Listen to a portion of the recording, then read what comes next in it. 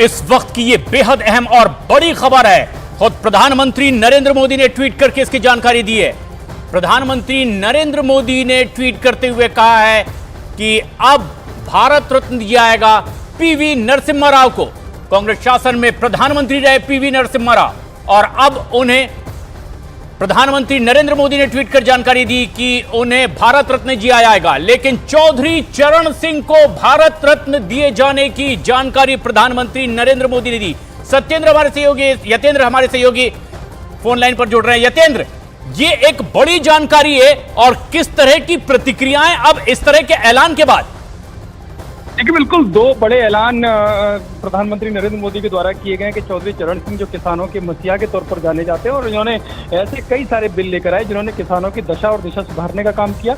वहीं दूसरा, पूर्व प्रधानमंत्री नरसिम्हा राव को भी भारत रत्न देने का फैसला मोदी सरकार ने किया है और उनको भी आर्थिक सुधारों के लिए जो देश में जो आज जो आर्थिक सुधार देखे जा रहे हैं तो उसकी कहीं ना कहीं नींव और एक बड़े फैसले के तौर पर प्रधानमंत्री नरसिम्हा राव, जो तत्कालीन प्रधानमंत्री रहे नरसिम्हा राव, उनको देने का फैसला किया। यानी कि एक बड़ा फैसला इसको माना जा रहा है। इससे पहले लालकृष्ण आडवाणी को भारत रत्न देने का फैसला किया गया था। तो आप इस पूरे निर्णय को इस तरह से समझ सकते हैं कि वो क्षेत्र जो भी राजनीतिक तौर पर इन लोगों ने जो देश के लिए काम किया उसको देश और समाज भुला नहीं सकता और उनका योगदान है कि आज देश जिस स्थिति में खड़ा है तो इनके द्वारा जो फैसले लिए गए वो काफी हद तक प्रभावित करते हैं। और शायद जो नरसिम्हा राव में पेशे से कृषि विशेषज्ञ रहे और चौधरी चरण सिंह को भी आप मानिए कृषि किसानों के मसीहा रहे और वकील रहे नरसिम्हा राव, तो इनको आज जो फैसला लिया गया है प्रधानमंत्री मोदी की सरकार ने कि इनको भारत रत्न दिया जाएगा, तो एक बड़े फैसले के तौर पर इनको देखा जा रहा है। और साउथ और वेस्ट जो पश्चिम उत्तर प्रदेश में काफी खासा प्रभाव पश्चिम उत्तर प्रदेश और हरियाणा में माना जाता है चौधरी चरण सिंह का, तो इन दोनों ही फैसलों से आप समझ सकते हैं कि किस तरह से इनके योगदान को देखते हुए फैसला लिया गया है। जी, पीवी नरसिम्हा राव को भी भारत रत्न देने का फैसला किया गया है और ये ट्वीट खुद प्रधानमंत्री की ओर से। हमारे वरिष्ठ सहयोगी अमिताभ सिन्हा इस वक्त हमसे सीधे जुड़ रहे हैं। अमिताभ, भारत रत्न देने का ऐलान प्रधानमंत्री ने खुद ट्वीट करके इस बात की भी जानकारी दी है कि एमएस स्वामीनाथन को और पीवी नरसिम्हा राव को, चौधरी चरण सिंह को भारत रत्न से नवाजा जाएगा। किस तरह की अब इस पर प्रतिक्रियाएं भी आ रही है, क्योंकि एक ऐसी शख्सियत जिन्हें लेकर चर्चा पिछले कई वक्त से हो रही थी और अब ऐलान मोदी सरकार ने किया है। देखिए, दो चीज़ें साफ हैं। एक तो पहला, प्रधानमंत्री जिस तरह से जो भी नेता हो जिन्होंने भी समाज भारत के विकास में योगदान दिया हो, भारत की अगड़ी और पिछड़ी जातियों से लेकर जिन लोगों ने कृषि तक के भारत के किसानों के हित में काम किया, उनको भारत रत्न देने का काम कर रहे हैं। कुछ दिन पहले आपने देखा होगा बिहार में कर्पूरी ठाकुर जो पूर्व मुख्यमंत्री रहे हैं, जो ओबीसी को काफ़ी आगे बढ़ाने की जिन्होंने काफ़ी बड़ा प्रयास किया था, उनको दिया था। लेकिन आज जो 3 नामों का ऐलान हुआ है, ये बहुत बड़ा संदेश है, क्योंकि चौधरी चरण सिंह किसानों के नेता माने जाते थे। अगर उन्हें देखा जाए तो देश के उप प्रधानमंत्री रहे, देश के उप प्रधानमंत्री भी रहे और देश के किसानों के सबसे बड़े शुभचिंतक माने जाते थे। उनके नाम पर उनके बेटे अजीत सिंह भी केंद्र सरकार में मंत्री रहे और वो भी बीजेपी के साथ रहे। उनके पोते जयंत चौधरी कर रहे हैं राजनीति। तो इसमें दो चीज़ें साफ है, एक तो प्रधानमंत्री और दूसरे एमएस स्वामीनाथन, जिनका कृषि क्रांति में बहुत बड़ा, हरित क्रांति में बहुत बड़ा योगदान रहा है।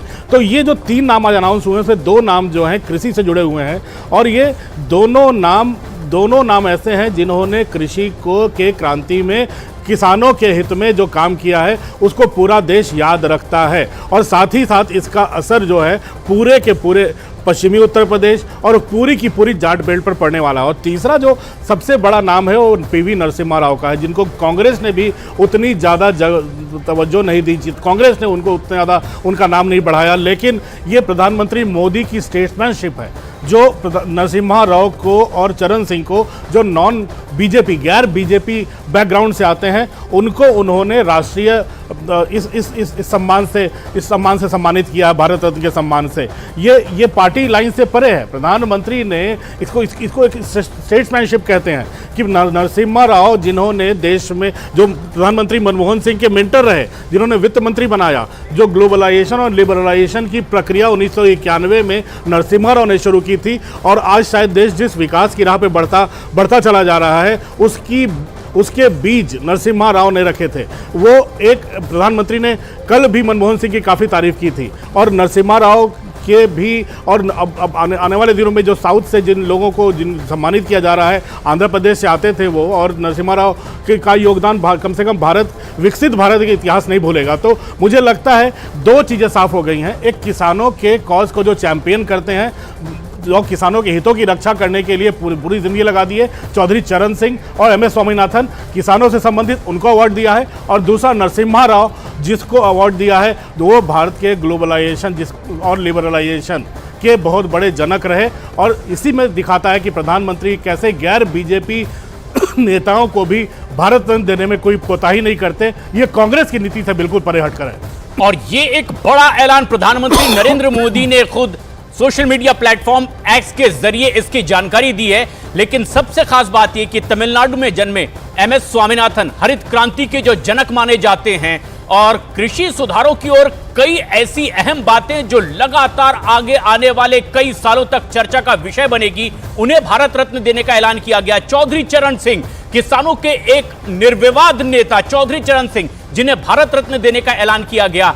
क्या यह दिखाने और जताने की भी कोशिश है अब केंद्र सरकार की ओर से कि किसान हित की सिर्फ बात ही नहीं कर रहे हैं, बल्कि जो वाकई उसके हकदार हैं उन तक ये रत्न पहुंचाया भी जा रहा है?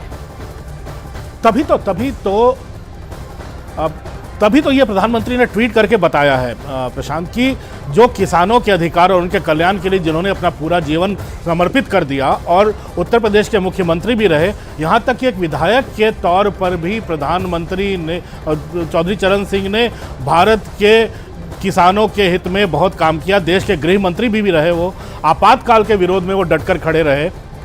और किसान भाइयों, प्रधानमंत्री ने लिखा है कि किसान भाइयों के लिए उनका जो समर्थन का भाव है, वो इमरजेंसी के दौरान लोकतंत्र के प्रति उनकी प्रतिबद्धता रही है, उसको पूरा देश याद रखेगा। यानी कांग्रेस के खिलाफ इमरजेंसी में लड़ना, किसानों का हित, ये दोनों का ध्यान रखते हुए प्रधानमंत्री ने उनके नाम को आगे बढ़ाया। और दूसरी जो सबसे बड़ी बात जो मैं बार बार कह रहा हूं कि गैर बीजेपी नेताओं को भारत रत्न देना, ये भी बहुत बड़ी स्टेट्समैनशिप है प्रधानमंत्री मोदी की। और इसी कड़ी में चौधरी चरण सिंह का नाम, और सबसे बड़ी बात पीवी नरसिम्हा राव का नाम, जो कि कांग्रेस की ओर से प्रधानमंत्री पद पर रहे हैं। और ऐसे में जबकि गतिरोध कांग्रेस और बीजेपी के बीच चाहे सदन में हो या सड़क पर देखने को मिलता है, पीवी नरसिम्हा राव के नाम के ऐलान को लेकर के अब किस तरह का रिएक्शन भी है जो सामने आ सकता है, और किस तरह के सियासी बातें कही जा सकती है।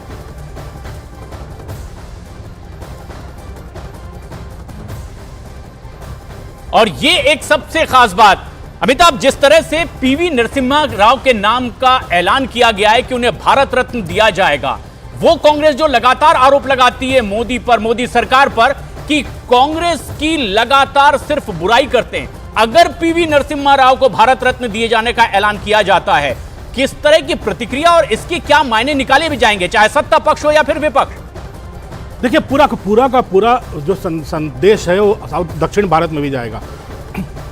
एक प्रधानमंत्री ने अपने ट्वीट में दो चीजें साफ साफ लिखी हैं। नरसिम्हा राव गारू, जो गारू शब्द होता है ना प्रशांत, ये आंध्र प्रदेश में बहुत ज्यादा सम्मान के साथ लिया जाने वाला, जैसे हम हिंदी बेल्ट में भाई कहते हैं, जी कहते हैं नाम के आगे लगाकर, वहाँ गारू के नाम से संबोधित किया जाता है। तो उन्होंने साफ साफ प्रधानमंत्री ने लिखा है कि नरसिम्हा राव गारू को भारत रत्न दिए जाने का वो शेयर कर रहे हैं देश की जनता के साथ। वो जो न सिर्फ एक डिस्टिंग्विश्ड स्कॉलर थे, स्टेट्समैन थे, और उस समय के लोग बोलते हैं कम से कम 2 दर्जन भाषाएं भारत की वो बोल लेते थे, तब भी हिंदी इंग्लिश के साथ साथ दक्षिण भारत की सारी भाषाएं बोलते थे।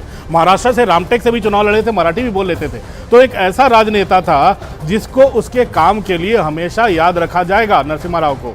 और सबसे बड़ी बात है जो मैंने कहा, जो ग्लोबलाइजेशन और लिबरलाइजेशन, जो भारत में जो सुधार की प्रक्रिया थी, आर्थिक सुधारों की, वो बड़ी बहादुरी के साथ उन्होंने शुरू किया था। ऐसे समय जब वीपी सिंह सरकार और उसके बाद की सरकारों ने 2 साल में अर्थव्यवस्था की ऐसी हालत कर दी थी जब देश का सोना तक बाहर गिरवी रखना पड़ा था। ऐसे में नरसिम्हा राव ने कमान संभाली थी राजीव गांधी की मृत्यु के बाद के चुनाव के बाद। तो जाहिर है एक ऐसी, और कांग्रेस ने कभी उनको तवज्जो नहीं दी।